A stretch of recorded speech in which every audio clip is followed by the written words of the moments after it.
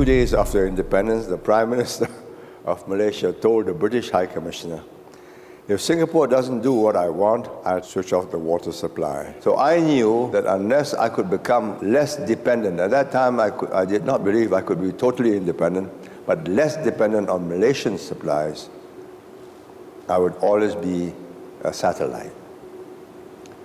So the quest began for water independence. First on the agenda, to increase the local water catchment area for rainwater collection. Civil engineer Lee Ek Tiang was put in charge of the project. He dammed up Singapore's estuaries and established a comprehensive network of drains, canals and rivers to ensure only clean rainwater runoffs fed the new reservoirs. A new sewerage system had to be constructed across the island to ensure soiled water did not pollute the water catchment areas.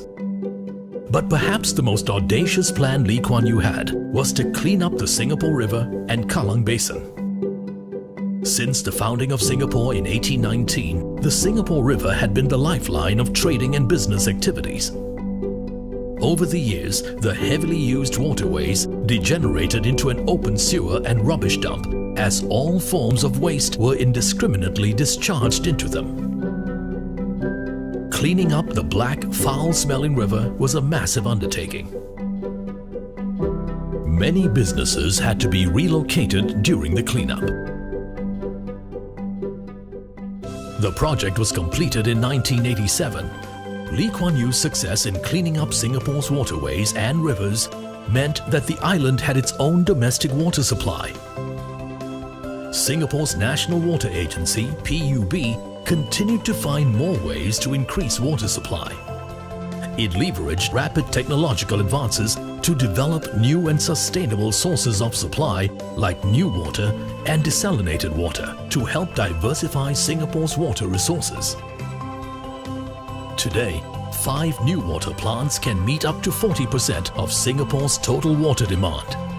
This is set to increase to 55% by 2060. Singapore also built desalination plants to process seawater through reverse osmosis. By 2060, desalinated water is projected to fulfill up to 30% of Singapore's future water needs.